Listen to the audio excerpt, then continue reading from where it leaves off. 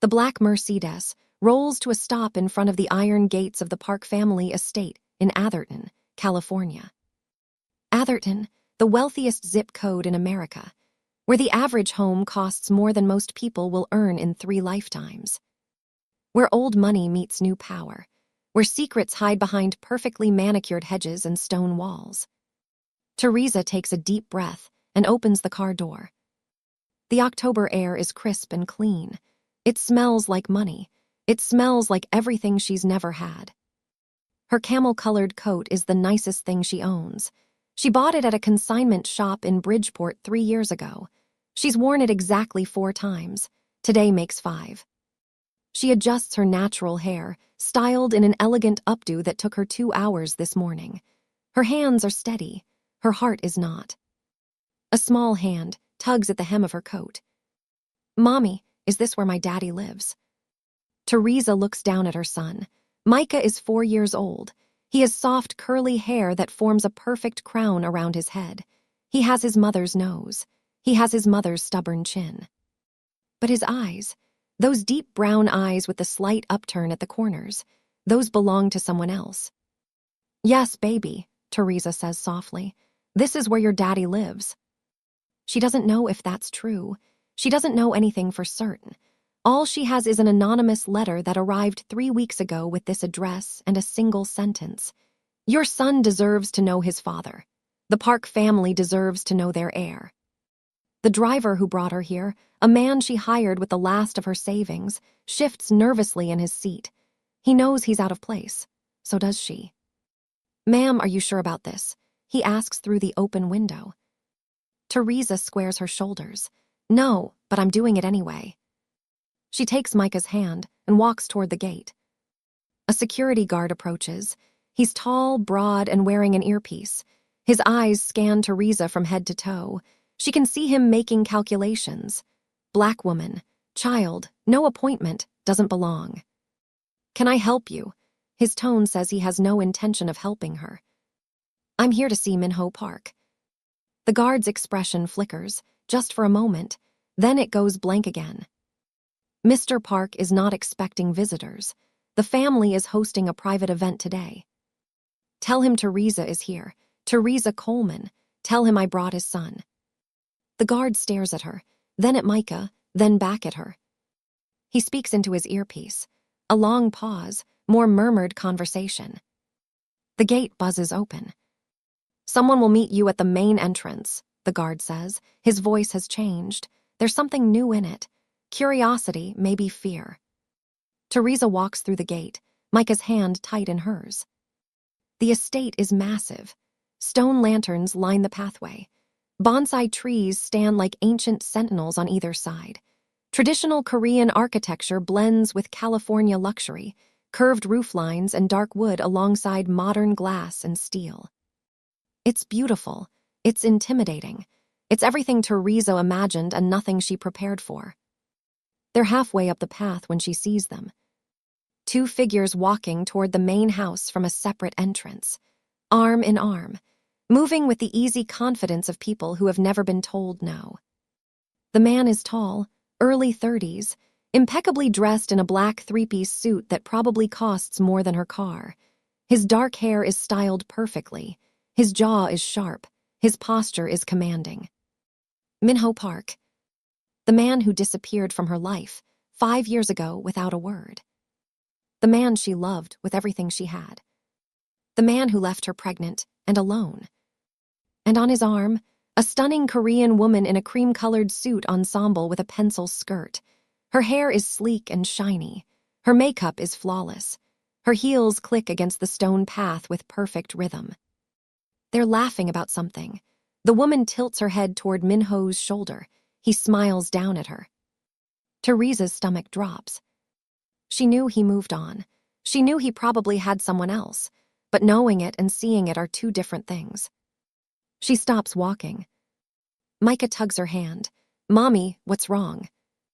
Before she can answer, Minho looks up. Their eyes meet across the courtyard. And Teresa watches the color drain from his face.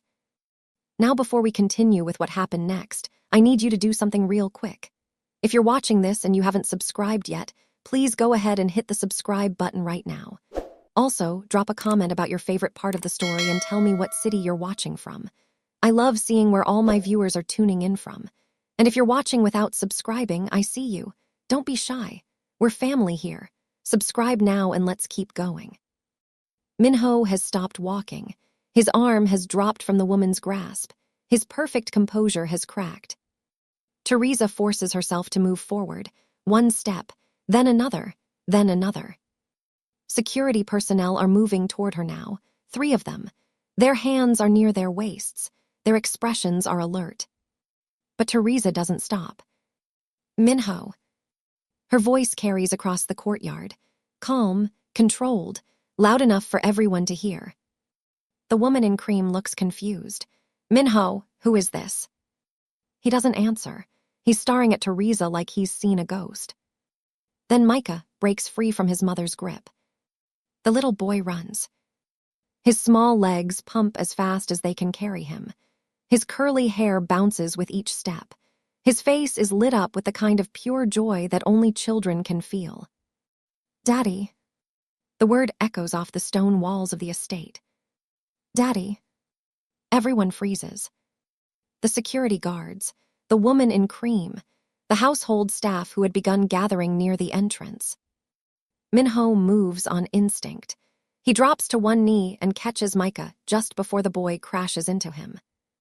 For a moment, just a single moment, he holds the child in his arms. And Teresa sees it happen. Recognition. Minho's hands shake as he looks at Micah's face, really looks at it, at the shape of his eyes, at the way his ears curve, at the birthmark behind his right ear that only appears in Park family bloodlines. He knows. He's always known. Teresa reaches them and stops 3 feet away. Her arms are crossed. Her chin is lifted. Her voice is steady even though everything inside her is trembling. You left, she says. You left and you knew I was pregnant. The woman in cream, Minho's fiancée, Teresa assumes, makes a small choking sound. Minho, what is she talking about? Her voice is sharp, demanding. Who is this child? Before Minho can answer, the front doors of the main house swing open. A woman in her 60s steps out. She's wearing a traditional Korean hanbok in deep burgundy. Her silver-streaked hair is pulled back in a severe bun. Her face is elegant but hard. Her eyes are calculating as they scan the scene before her. Chairwoman Park, Minho's mother, the matriarch of the Park dynasty. Behind her, a man of similar age appears, tall, distinguished, gray at the temples, wearing a suit that whispers of boardrooms and billion-dollar deals. This is Minho's father, a retired hedge fund titan who built the legitimate front for the family's shadow empire. Chairwoman Park descends the steps slowly. Her gaze moves from Teresa to Micah to Minho, who is still kneeling, still holding the child, still looking like a man watching his world collapse. Minho, the chairwoman's voice is ice. Explain. Minho rises to his feet. He keeps one hand on Micah's shoulder. Whether to steady the boy or himself, Teresa can't tell. Mother, I can explain. Then explain.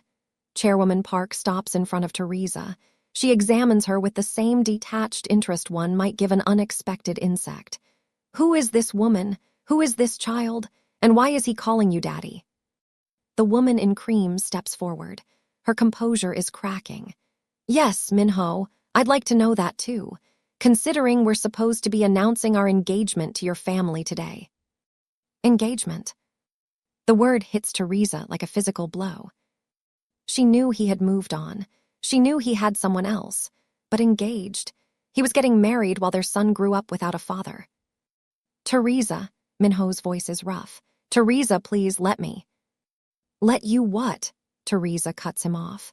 Let you explain how you vanished in the middle of the night, how you disconnected your phone, how you erased every trace of yourself like I meant nothing, like we meant nothing. She gestures toward Micah. He turned 4 last month. He asked me why all his friends at preschool have daddies and he doesn't. You know what I told him? I told him his daddy was away, but he loved him. I lied, because I didn't know what else to say. Micah looks up at his mother with wide, confused eyes. He doesn't understand what's happening. All he knows is that the adults are angry and his mother sounds sad. "Mommy, did I do something wrong?" Teresa's heart breaks. She kneels down and cups her son's face in her hands. "No, baby, you didn't do anything wrong. Nothing that's happening right now is your fault. Do you understand?" Micah nods slowly. "Okay, Mommy." Chairwoman Park has been watching this exchange with sharp eyes. Now she steps closer to Micah. She studies his face the same way Minho did, looking at his features, searching for evidence. "How old is this child?" she asks. 4 years and 3 months, Teresa answers. She stands up and faces the older woman directly. "He was conceived 5 years ago, when your son and I were together in Greenwich." "Greenwich," Chairwoman Park's eyebrow rises. "Connecticut." "Yes, I was a financial analyst. Minho was a client, or at least that's what I thought he was." Teresa glances at Minho. "I didn't know about any of this. The family, the money, the business. I just knew him, or I thought I did." The fiancé lets out a harsh laugh. "This is ridiculous. She's obviously lying. She saw an opportunity to cash in on the Park name and she took it. This could be anyone's child." Teresa's jaw tightens. "Excuse me." "You heard me." The woman steps forward, her cream heels clicking against the stone. "I don't know who you are or where you came from, but I won't let some random woman with a random child disrupt my engagement. Security, please escort her off the property." The guards move forward. Teresa doesn't flinch. "Touch me and I'll have every news outlet in California here within the hour.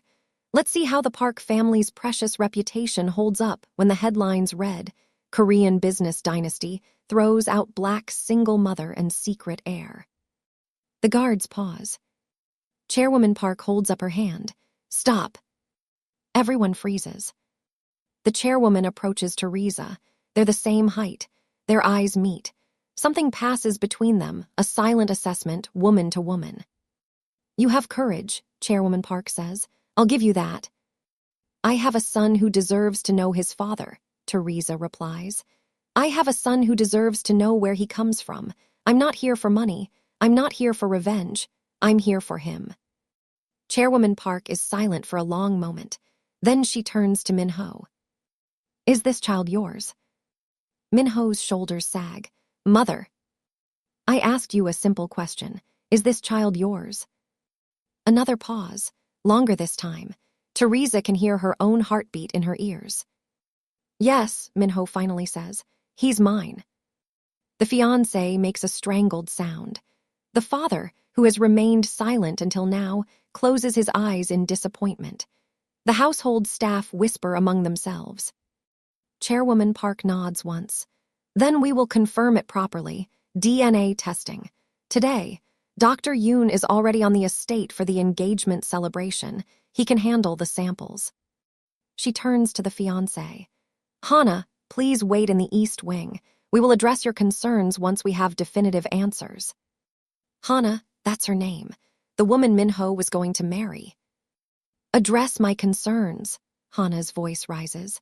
"My concerns? He fathered a child with another woman and you want me to wait in the East Wing." "Yes," Chairwoman Park says flatly. "I do." The dismissal is clear. Hana's face flushes with humiliation. She shoots a venomous look at Teresa before turning and stalking toward the house.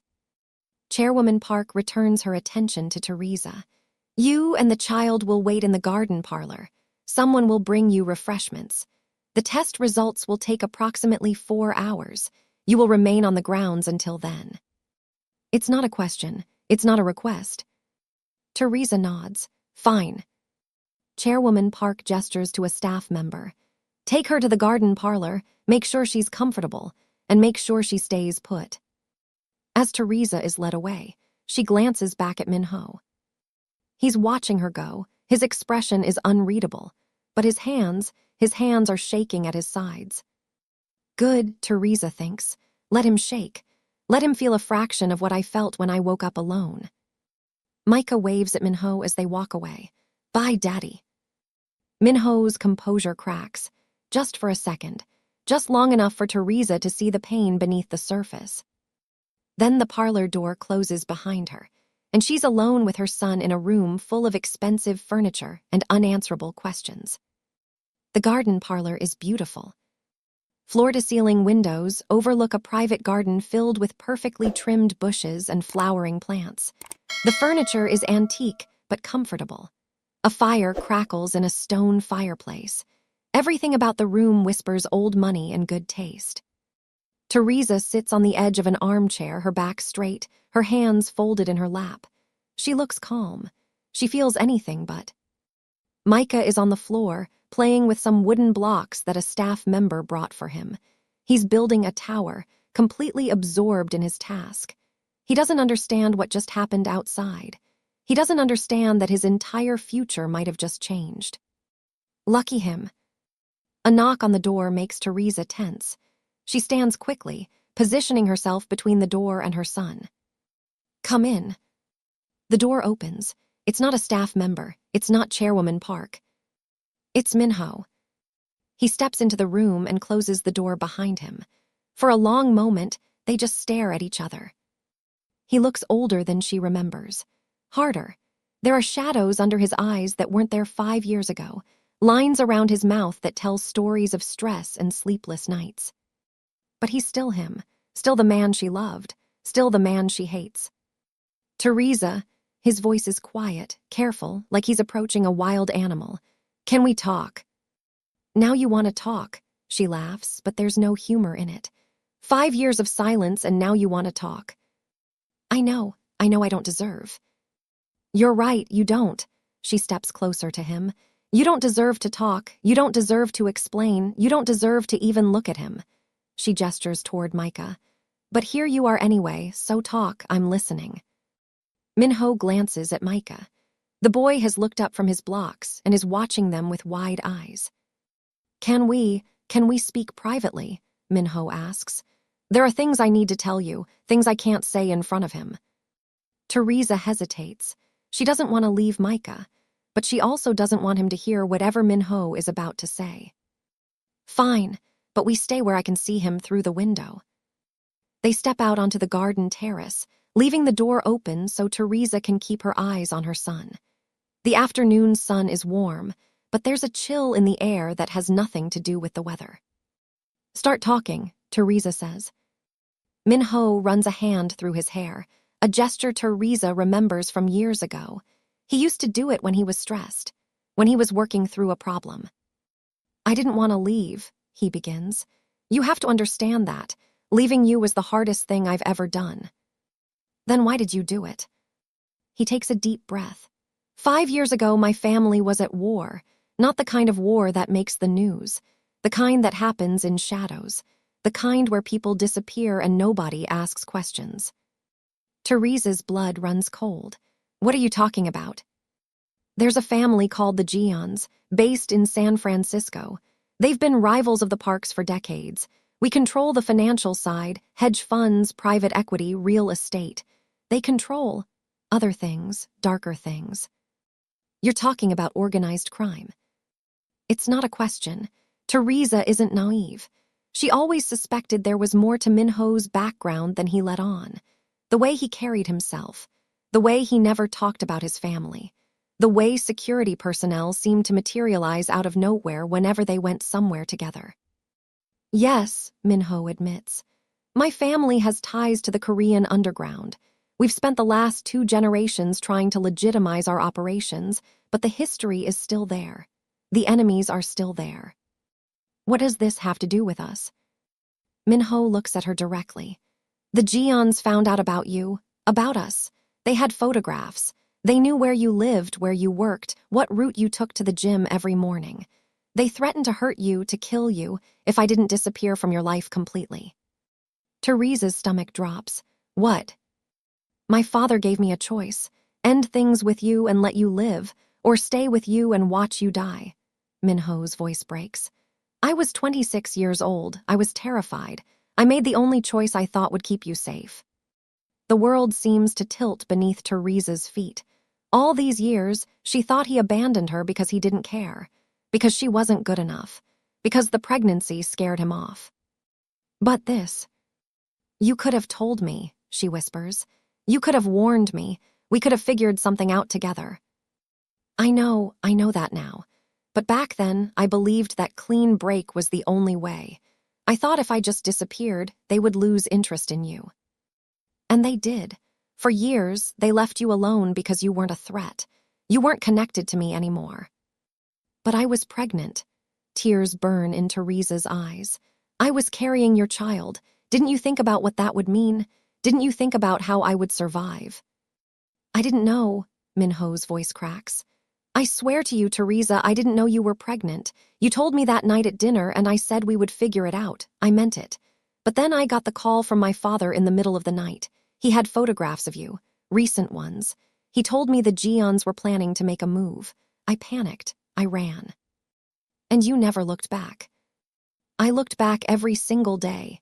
He reaches for her hand, then stops himself. I kept tabs on you for years, through private investigators, through contacts I trusted. I knew when Micah was born. I knew when you moved to Bridgeport. I knew when you got the job at the community center. Teresa stares at him. You were watching me. From a distance, I couldn't contact you directly. The Gions were still active, still monitoring anything connected to my family. But I made sure you were safe. I made sure you had what you needed. What I needed, Teresa's voice rises. What I needed was a partner. What I needed was someone to help me through the worst years of my life.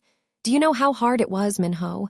Raising a child alone, working 2 jobs just to keep the lights on, crying in the bathroom at night because I was so tired and so scared and so alone. Micah has noticed the raised voices. He's standing at the door now, watching them with worried eyes. Mommy, are you okay? Teresa takes a shaky breath. She forces her voice to calm. I'm fine, baby. I'm just talking. Go back and play with your blocks, okay? Micah hesitates, then returns to his building project. Teresa turns back to Minho. Her anger hasn't disappeared, but it's mixed now with something else. Confusion, maybe even the tiniest beginning of understanding. If all of this is true, if you really left to protect me, then what changed? Why are you here now, getting engaged to another woman? Why are you living your life like nothing ever happened? Minho's expression darkens. Hana isn't.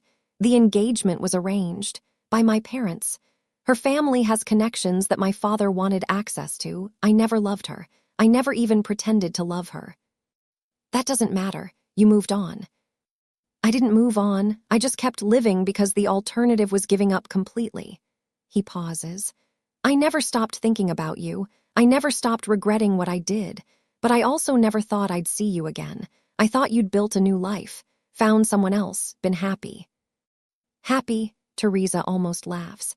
I've been surviving, Minho. There's a difference. They stand in silence for a moment. The weight of 5 years hangs between them, all the missed moments, all the unsaid words, all the pain that could have been avoided. Finally, Teresa speaks. I don't forgive you.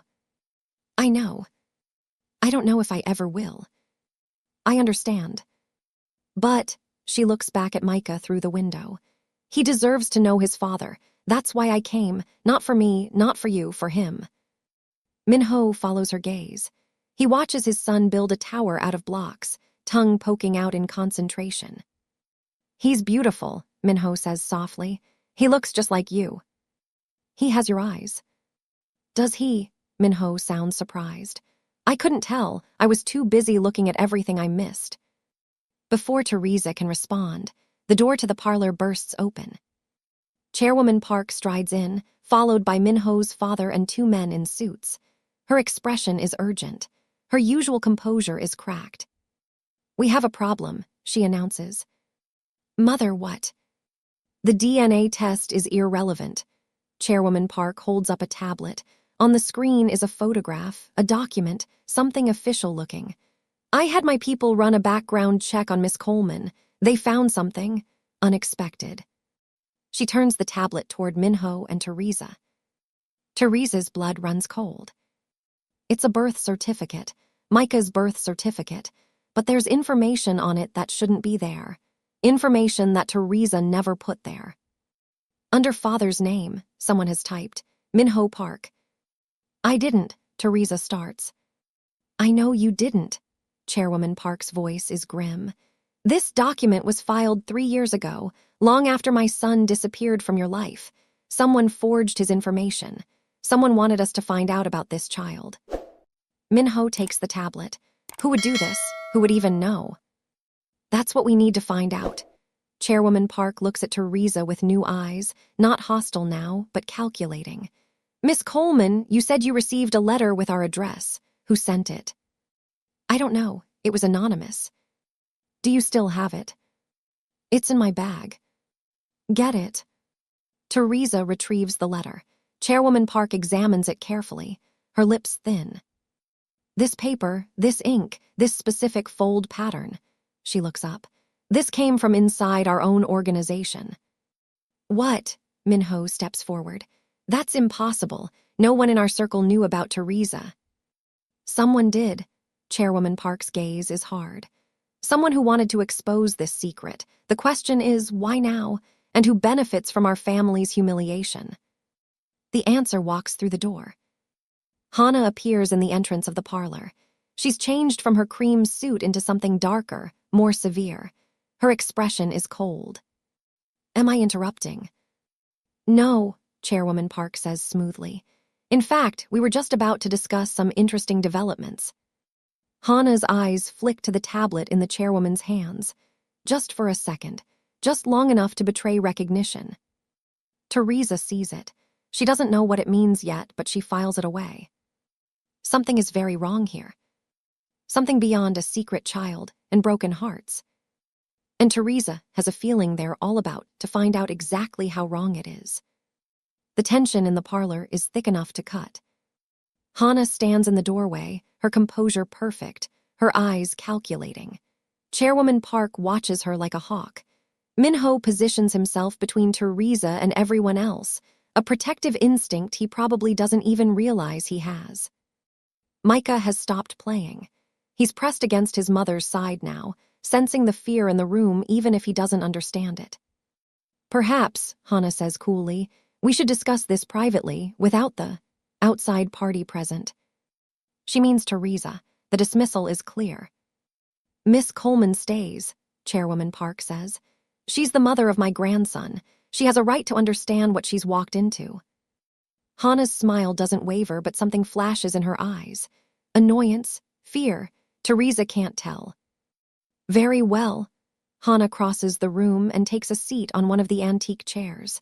She crosses her legs elegantly, as if they're about to discuss dinner plans rather than family secrets. What exactly is it you want to know? Minho steps forward. The letter Teresa received, the forged birth certificate, did you have anything to do with it? Me, Hannah laughs.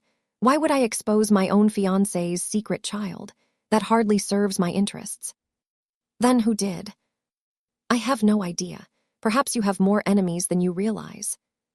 It's a non-answer. Everyone in the room knows it. Chairwoman Park turns to her son. Minho, take Miss Coleman and the child to the safe room in the East Wing. I need to make some calls. Mother. Now. The authority in her voice leaves no room for argument. Minho nods tersely, then turns to Teresa. Come with me. It's safer if we're not in the main house. Teresa hesitates. She doesn't trust Minho. She definitely doesn't trust this house or these people, but she also doesn't have many options. She picks up Micah. He's getting too big to carry, but right now she needs him close, and follows Minho out of the parlor. They walk through a maze of hallways, each one more luxurious than the last. Artwork lines the walls. Sculptures stand in alcoves. Everything screams wealth and power. Finally, they reach a heavy wooden door.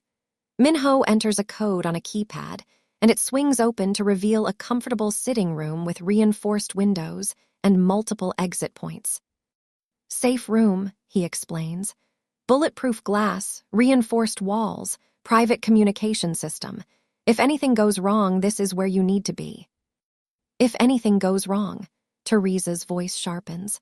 What exactly are you expecting to go wrong? Minho closes the door behind them. His shoulders sag. the first genuine sign of exhaustion she's seen from him. I don't know yet, but that letter, the forged documents, someone is trying to destabilize my family, and you and Micah are now part of that equation whether we like it or not. Teresa sets Micah down on a plush couch. She hands him her phone with a children's app open, hoping it will distract him. Then she turns to face Minho fully.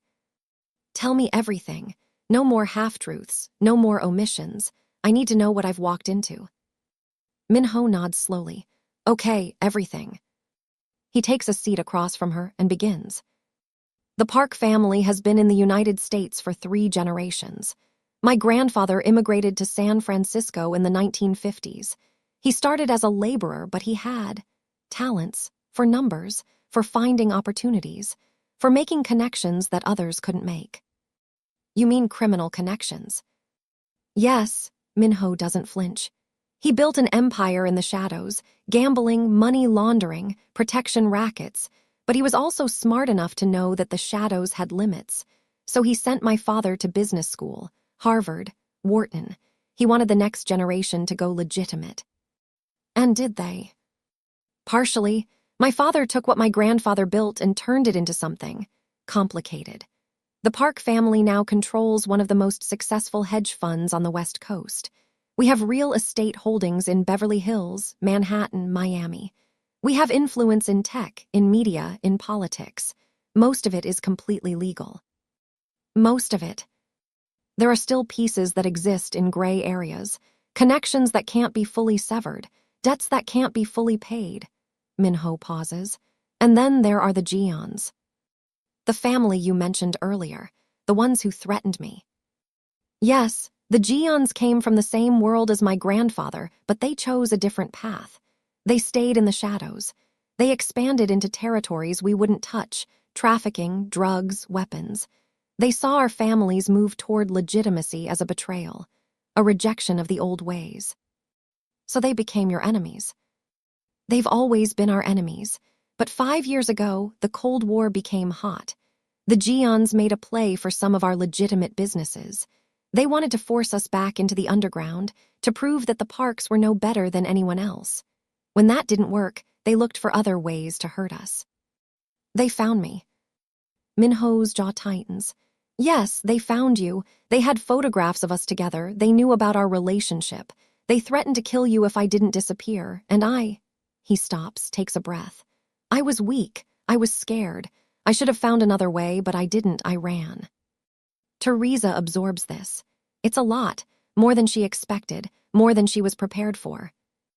And now, she asks, are the Geons still a threat?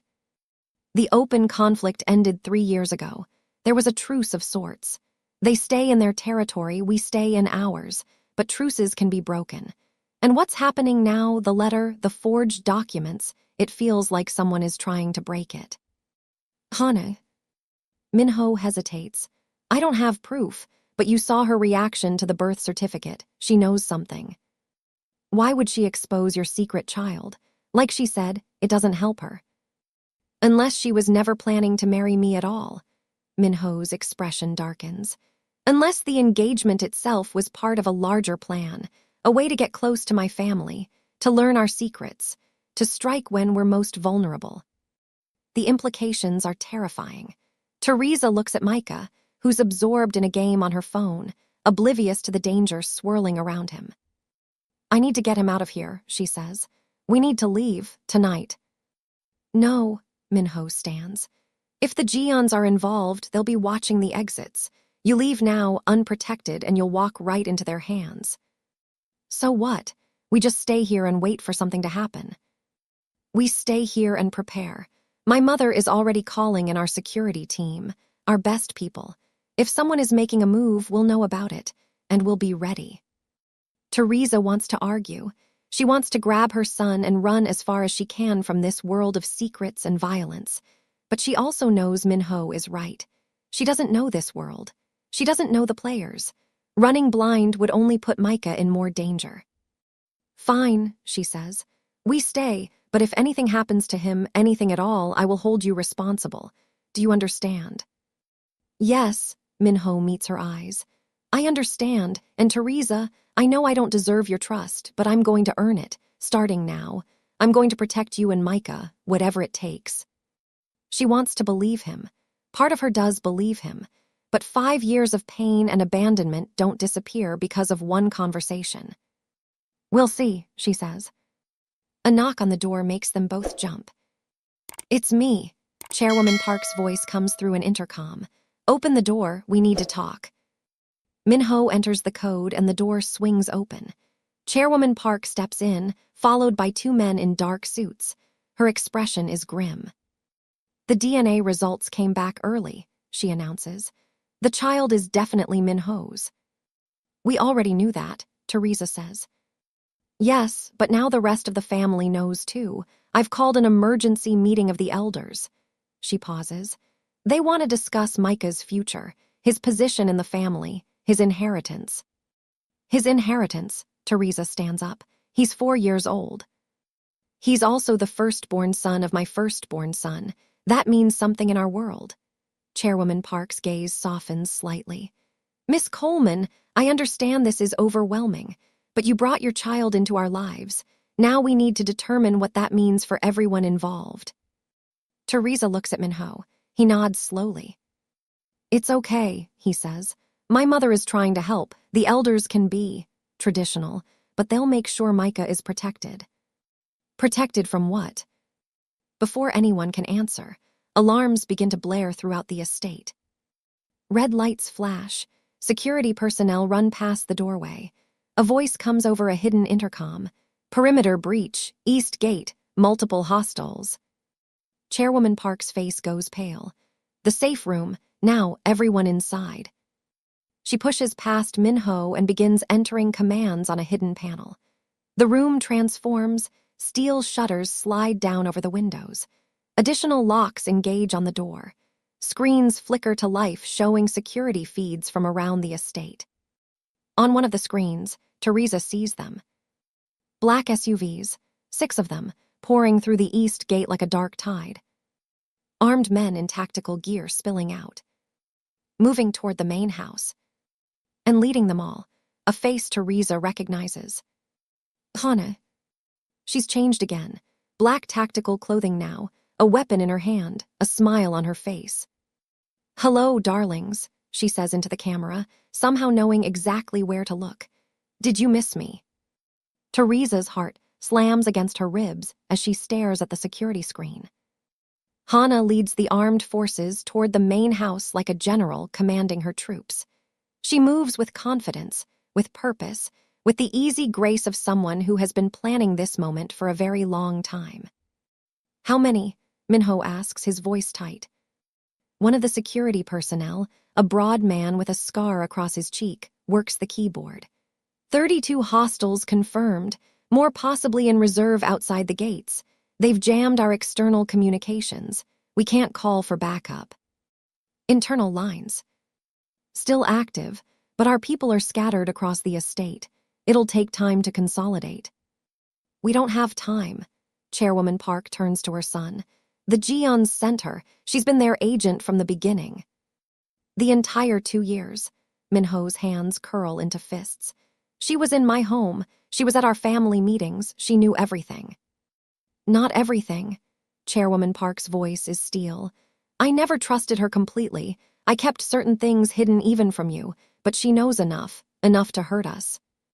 Teresa pulls Micah onto her lap. He's scared now.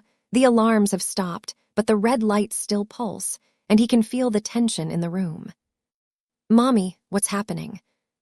We're going to be okay, baby. Teresa strokes his curls. I promise we're going to be okay. She looks at Minho.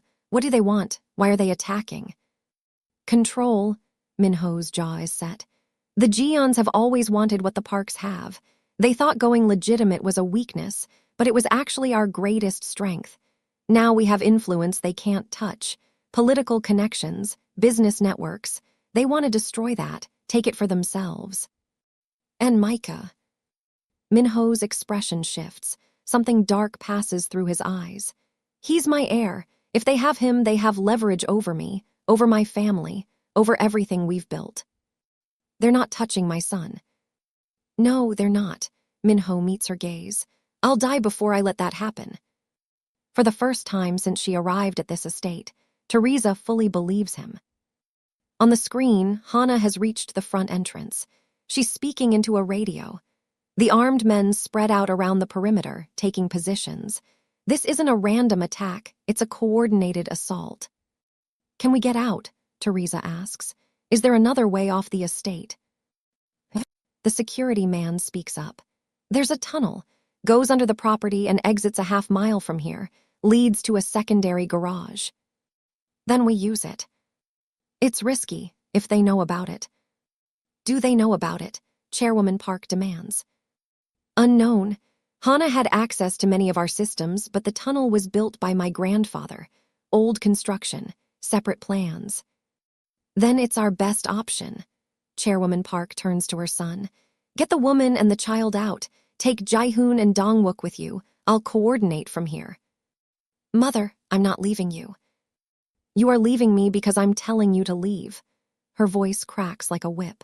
That child is your heir. He's the future of this family. If the Geons take him, everything your grandfather built, everything your father protected, everything you've sacrificed, it all dies. Do you understand? Minho's jaw works. He wants to argue, but he knows his mother is right. What about you? I've survived worse than this. A ghost of a smile crosses her face. I'll be fine, now go.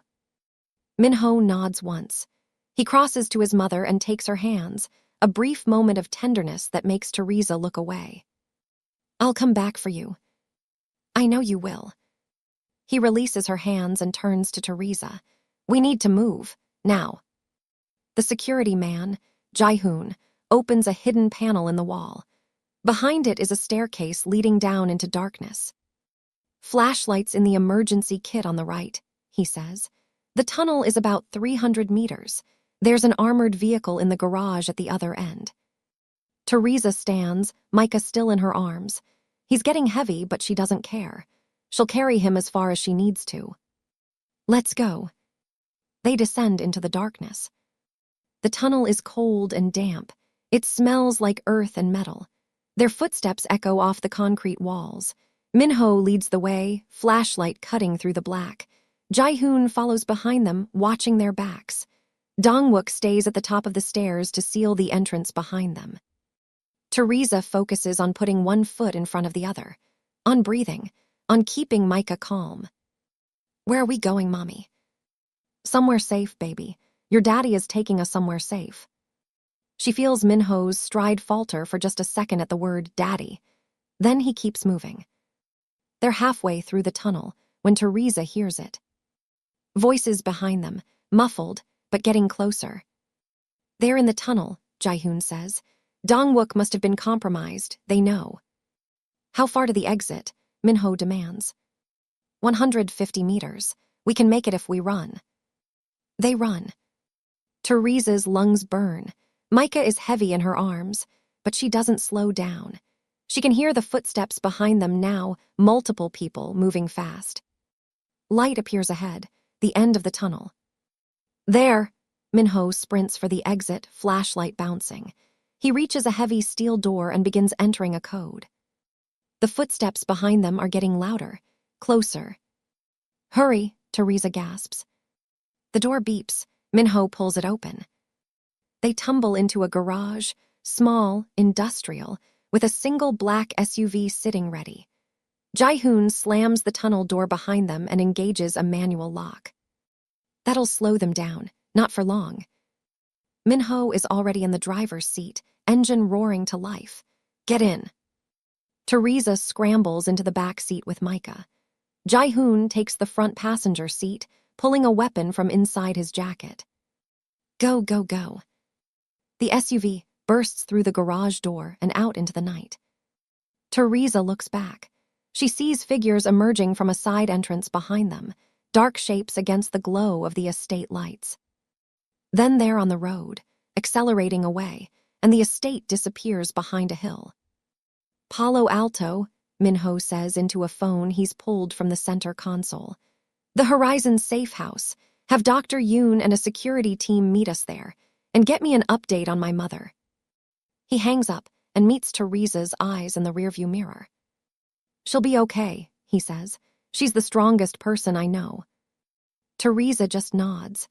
She doesn't have words right now. She's running on adrenaline and fear and something else, something that feels dangerously like trust. They drive in silence for 20 minutes before reaching the safe house, a nondescript building in a quiet Palo Alto neighborhood.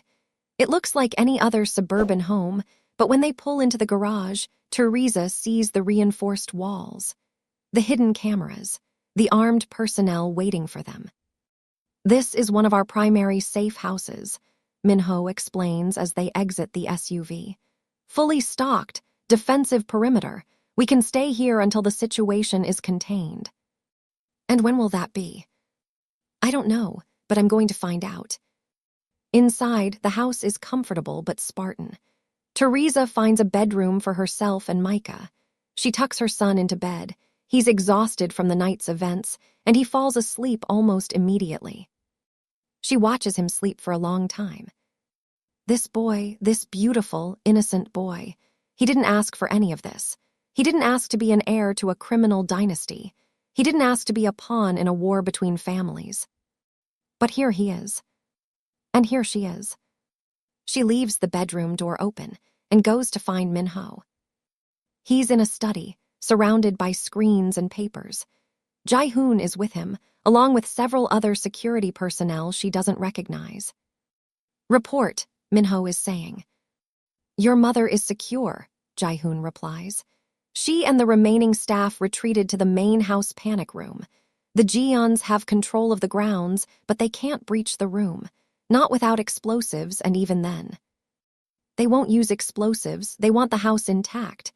Minho runs a hand through his hair. "What about casualties?" "3 of our people wounded, none dead. The Jeons are being careful, they want leverage, not a massacre." "Which means they'll be looking for us." Minho glances up and sees Teresa in the doorway. "Is Micah asleep?" "Yes." "Good." He gestures for her to come in. "You should hear this, it affects you." Teresa enters the study. On one of the screens, she sees a face she recognizes. Hana. She's speaking to someone off camera, her expression intense. "We have the estate," she's saying, "but the heir is gone. Park's son took him through the tunnel." "Find him." The other voice is male, authoritative. "The child is the key to everything." "I know. I'm already tracking them."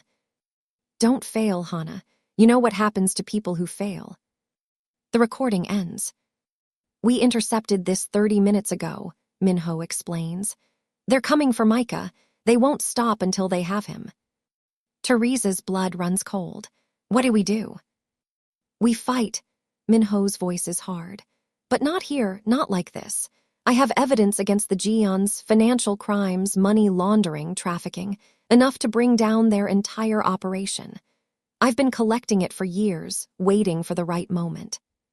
This is the right moment. It has to be." He stands. "There's a federal prosecutor in San Francisco. She owes me a favor. If I can get the evidence to her, the Jeons lose their protection. Their businesses get seized. Their leaders get arrested. And Hana. She's just a soldier. Take down the generals and she loses her power."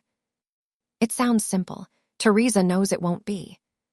"What do you need me to do?" Minho looks at her, really looks at her, for the first time since they arrived at the safe house. "Stay here, protect our son, trust that I'll come back." "You're going alone." "I have to. The Jeons know my security team. They don't know all the routes I know, all the contacts I have. I can move faster alone." "What if something happens to you?" He pauses. For a moment the mask slips. She sees the fear underneath, the exhaustion, the grief.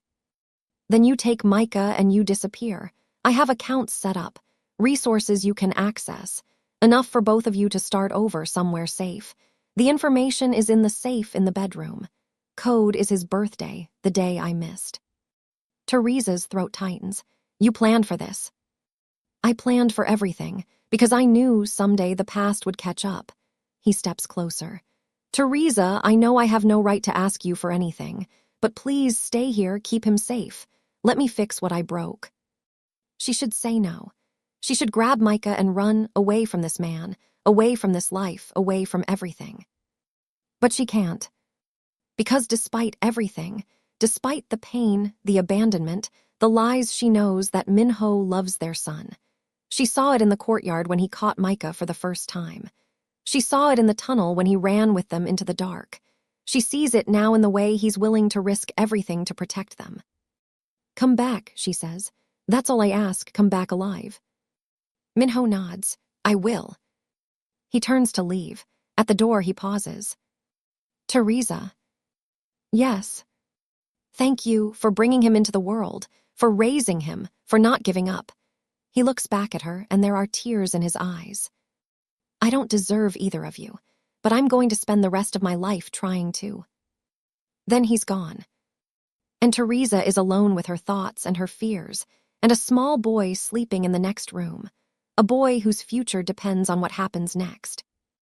Morning light filters through the reinforced windows of the Palo Alto safe house. Teresa hasn't slept. Every creak of the building, every distant sound, makes her jump. She's been sitting in a chair by Micah's bed all night, watching him breathe, counting the seconds until Minho returns. Jae-hoon knocks on the door. "Ms. Coleman, some breakfast if you want it." She follows him to the kitchen. Coffee sits steaming on the counter. Toast, eggs, all prepared by staff who move like ghosts through the house. "Any word from Minho?" He reached his contact in San Francisco 2 hours ago. They're meeting at a secure location this morning. If everything goes well, the feds will move on the Gion operation by tonight. If everything goes well, that's a big if. Teresa forces herself to eat. She needs her strength. Micah will wake up soon, and he'll have questions she doesn't know how to answer. The morning passes in tense silence. Micah wakes around 9. He's confused about where they are, why they left Daddy's big house in the middle of the night, why Mommy looks so tired. Teresa explains as best she can. "We're playing a game, baby, like hide and seek. We have to stay here until Daddy comes to find us." "I'm good at hide and seek." "I know you are, the best." Around noon, Jae-hoon's phone buzzes. He steps away to answer it. When he returns, his face is grim. The meeting is taking longer than expected. There's been complications. What kind of complications? The prosecutor is being careful. She wants verification of the evidence before she commits federal resources. Minho is working on it, but... Alarms blare. The same red lights from the estate start flashing. Security personnel materialize from nowhere, weapons drawn. "What's happening?" Teresa grabs Micah, pulling him close. "Perimeter alert." Jae-hoon checks his phone. 3 vehicles approaching, matching Gion tactical profiles. "They found us. How?" "I don't know, but we need to move. Now." They run through the house to a basement entrance. Like the estate, there's a tunnel here, shorter, narrower, leading to a separate garage a block away. But when they reach the exit, Jae-hoon stops. "Wait." He checks his phone again. "Something's wrong. Our sensors show the exit is clear, but I'm getting interference on." The door explodes inward. Teresa screams, shielding Micah with her body. Dust and debris fill the air. Through the chaos, she sees figures entering, black tactical gear, weapons raised. And leading them, a familiar face. "Hana." "Hello again," she says, her voice silky. "Did you really think you could hide from us?" Jae-hoon raises his weapon, but 2 bullets take him down before he can fire. He collapses against the wall, clutching his shoulder and leg. Alive, but out of the fight. Hana steps over him casually. Her eyes lock on Micah, who's crying now, his face buried in his mother's chest. "Such a beautiful boy, he looks just like his father." She smiles. "He'll make excellent leverage." "Don't touch him." Teresa's voice is steel despite her terror. "You'll have to kill me first." "That can be arranged." Hana raises her weapon. "But it would be such a waste. You're not my enemy, Teresa. You're just in the way." "Then let us go. You want to hurt the Parks, hurt them, but leave my son out of it." Hana laughs. "Your son is the entire point. He's the heir, the future of the Park dynasty. Without him, the elders will have to find a new line of succession. The family will tear itself apart, and the Geons will be there to pick up the pieces. He's 4 years old. And he'll be treated well. We're not monsters. Hana lowers her weapon slightly. Come with us peacefully and no one else has to get hurt. Resist and, well, I can't make any promises. Teresa's mind races. She needs to buy time. Minho is out there somewhere, if he can get the evidence to the feds. Fine, she says.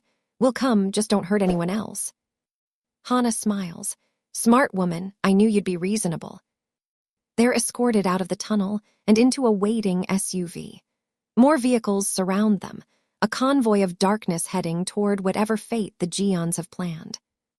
Teresa holds Micah tight as they drive. He's stopped crying now, but his small body trembles against hers. Mommy, where are we going?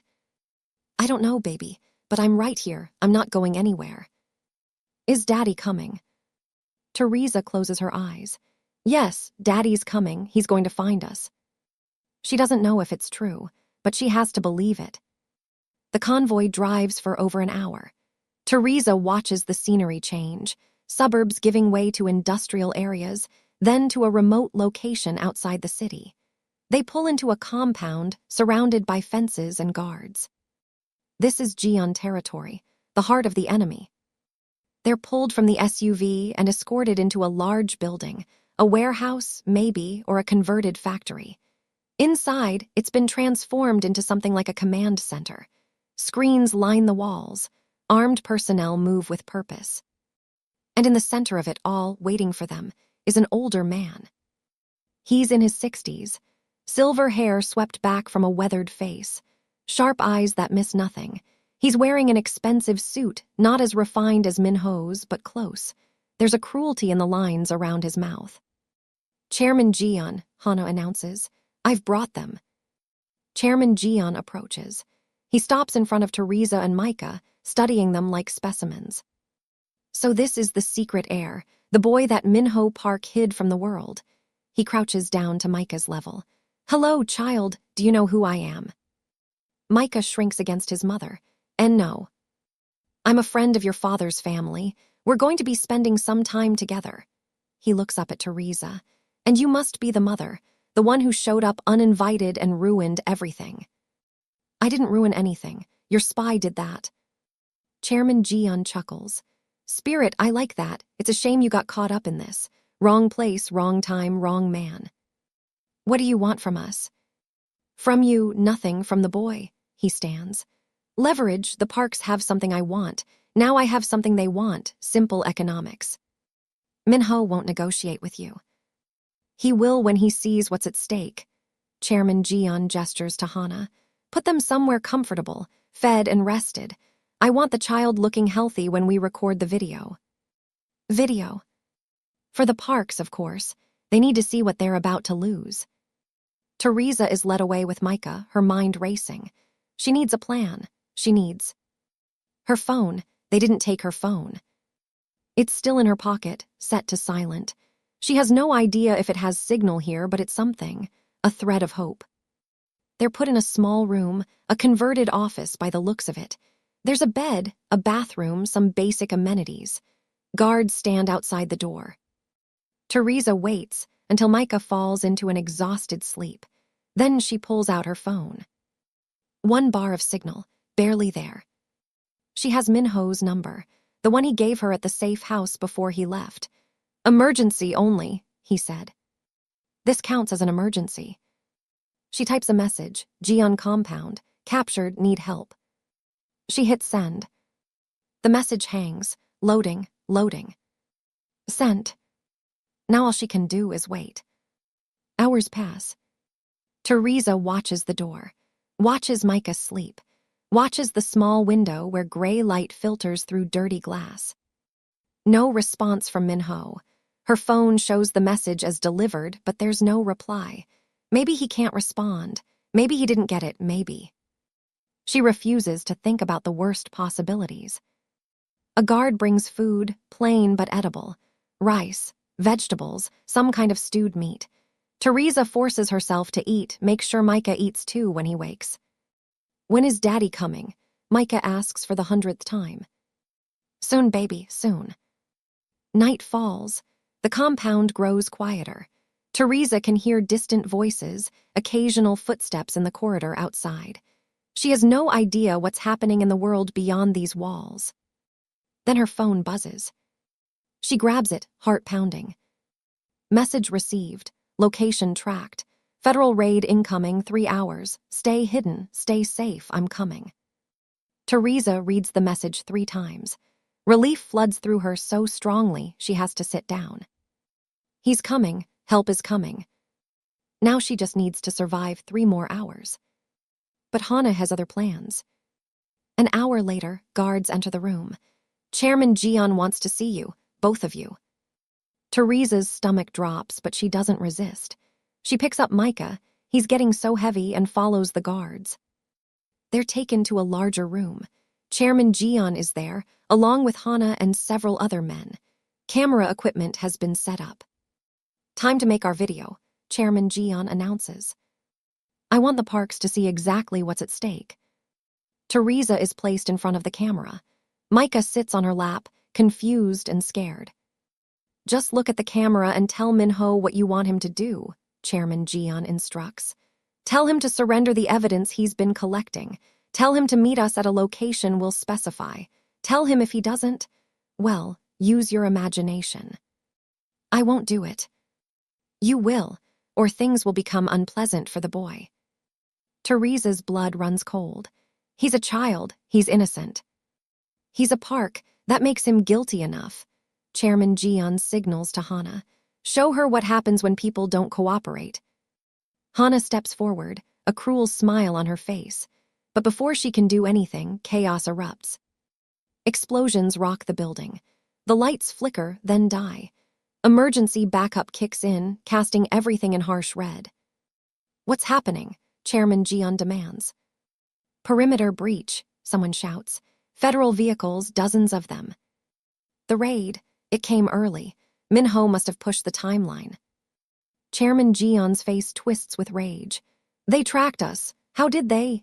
His eyes land on Teresa, on the slight bulge in her pocket. Her phone, search her. Too late, more explosions. Gunfire erupts outside, the building shakes. In the chaos, Teresa makes her move. She grabs Micah and runs. The guards are distracted, responding to the attack. She finds a side door, pushes through it, and emerges into a corridor filled with smoke. Mommy, Micah cries out. Hold on, baby, don't let go. She runs down the corridor, no idea where she's going. Just away, away from Chairman Gian, away from Hannah, away from everything. She rounds a corner and crashes into someone. Strong arms catch her. She looks up. Minho. His suit is torn. There's a cut on his forehead. His eyes are wild with fear and determination. Teresa, are you? I'm fine. We're fine. Get us out of here. He nods once, takes her hand. Together they run. Behind them, Teresa hears shouting. Chairman Gian's voice. Find them, don't let them escape. But Minho knows this place. Or at least, he studied its layout. He leads them through a maze of corridors, past confused guards, toward an exit she never would have found alone. They burst out into the night. Federal vehicles everywhere, agents in tactical gear, helicopters overhead. Over here, Minho waves to an agent he seems to know. Secure them, get them out of here. An agent rushes over, ushering Teresa and Micah toward an armored SUV. Teresa resists, reaching for Minho's hand. Come with us. I can't, I have to make sure they finish this. He squeezes her hand. But I'll find you, I promise. Then he's gone, disappearing back toward the chaos. Teresa allows herself to be pulled into the SUV. Micah is crying again. She holds him close as the vehicle pulls away, watching the compound shrink in the distance. It's over. It has to be over. But as they drive away, she sees something that makes her heart stop. Hannah, standing at the edge of the compound, untouched, watching them go. And smiling. The federal SUV takes Teresa and Micah to a secure location in San Francisco. A government building with armed guards and serious-faced agents everywhere. They're given a room, food, medical attention for minor scrapes and bruises. Everyone is kind but professional, answering questions with non-answers. Where's Minho? He's assisting with the operation. He'll join you when he can. Is the raid over? The situation is ongoing. Please stay here for your safety.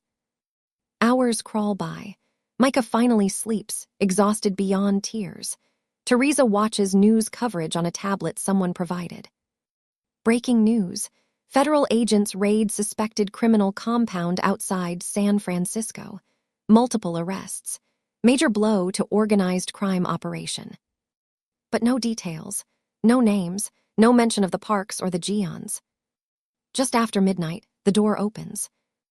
Minho steps in. He's cleaned up since she last saw him. New clothes, bandaged forehead. But there's exhaustion in every line of his body.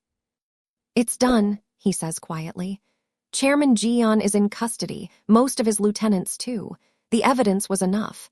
They're going to prison for a very long time. And your mother?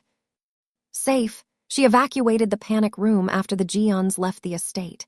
She's at a secure location now, coordinating with our lawyers. Hana. Minho's expression darkens. She escaped during the chaos. We're looking for her, but... I saw her. When we were leaving, she was watching us. I know, we found where she was standing, but she's gone now. He runs a hand through his hair. She'll turn up eventually. People like her always do, and when she does, we'll be ready. Teresa nods slowly. She doesn't like that Hana is still out there, but right now, she's too exhausted to worry about it. What happens now? Minho crosses the room and sits beside her. Not touching, just close. Now we rebuild. The park's back what the Gions stole. We shore up our defenses. We prepare for whatever comes next. And us, me and Micah. He's quiet for a long moment. When he speaks, his voice is rough. That's up to you. You can go back to your life in Connecticut. I'll make sure you're protected. Financial support, security, whatever you need. Or take. Or you can stay. He looks at her then, finally meeting her eyes. I know I have no right to ask. I know I hurt you in ways I can never fully heal. But Teresa, I don't want to lose you again, either of you. Teresa's chest tightens. 5 years of anger. 5 years of pain. 5 years of raising their son alone, wondering if she would ever see this man again. And now here he is, asking her to stay. I don't know if I can trust you, she says honestly. Not yet, maybe not ever. I understand. But Micah deserves to know his father. He deserves a chance at a real family. She pauses. So I'll stay, for now. We'll see where it goes. Minho's eyes shine with something that looks like hope. Thank you. That's more than I deserve. You're right, it is. But there's no venom in her voice anymore, just exhaustion. And maybe, just maybe, the beginning of something new. 3 months pass. Teresa and Micah move into a townhouse in Atherton, close to the park estate but separate. Independent. Minho visits every day. He learns to be a father. Learns Micah's favorite foods, his bedtime rituals, the way he laughs when someone tickles his feet. It's awkward at first, stilted, but slowly something begins to grow. Chairwoman Park surprises everyone. She embraces Teresa, not warmly, not yet, but with respect. She sees the strength it took to raise Micah alone. She sees the dignity Teresa carries despite everything. You're not what I expected, the chairwoman admits one afternoon. Neither are you, Teresa replies. It's not friendship, but it's a start. The Park family lawyers work overtime. The Gion organization crumbles as more arrests follow. Chairman Gion faces charges that will keep him behind bars for decades. His empire fractures, pieces absorbed by rivals or seized by the government. But Hana remains a ghost. Minho's security teams search for her constantly. They find traces, a sighting in Lowe's Angels, a bank account accessed in Miami, but she always stays one step ahead. Until she doesn't. The call comes on a Tuesday morning. Minho's face goes pale as he listens. She's been found, he tells Teresa. She's in custody. Federal agents picked her up trying to cross into Mexico. It's really over. It's really over. That night, they have dinner together, Minho, Teresa, and Micah. A real family dinner for the first time. Micah chatters about preschool and his new friends. Minho listens like every word is precious. Teresa watches them both and feels something she hasn't felt in years. Peace. 6 months later. The park estate has been transformed. White flowers drape the stone lanterns. Soft lights twinkle in the bonsai trees. The autumn air is crisp and clean, carrying the scent of celebration. Teresa stands in a private room, adjusting her wedding dress. It's simple, elegant, nothing like what Hannah would have chosen. It's completely her. The door bursts open and Micah runs in, wearing a tiny suit that matches his father's. Mommy, Daddy says he's nervous. Teresa laughs. Tell Daddy he better not be. Micah giggles and runs off to deliver the message. Chairwoman Park appears in the doorway. She's wearing a deep burgundy hanbok, her silver-streaked hair elegant as always. But her expression is softer than Teresa has ever seen it. You look beautiful, she says. Thank you. My son is a lucky man. I hope he knows that. He's learning. The ceremony is intimate. Family and close friends only. No cameras, no press, just the people who matter. Minho waits at the altar, and when Teresa walks toward him, everything else fades away. He doesn't see the guests. He doesn't see the flowers. He only sees her. The woman he should have fought for 5 years ago. The woman he will never let go of again. They exchange vows, simple, honest, real. I spent 5 years running from the best thing that ever happened to me, Minho says. I won't spend another second doing that. Teresa smiles through her tears. You better not, because I'm not chasing you again. The guests laugh. Micah stands between them as their pronounced husband and wife. A family, finally complete. 1 year later. Minho has restructured the Park family empire, moving fully into legitimate ventures. Their hedge fund is now one of the most respected in Silicon Valley. Teresa has launched her own financial consulting firm, helping women build generational wealth. Micah is thriving in kindergarten, telling everyone that his daddy is really good at numbers. On the anniversary of the day Teresa showed up at those gates, Minho brings her back to the same spot. You walked through those gates not knowing what would happen, he says, but you came anyway, for our son, for the truth. Teresa looks at the gates, then back at her husband. I walked through those gates to give Micah his father, she says. I didn't expect to get back the love of my life. Minho pulls her close. You didn't get him back, he whispers. He was always yours. He just needed you to come find him. They stand there, in the place where everything almost fell apart. Now it's the place where everything came together.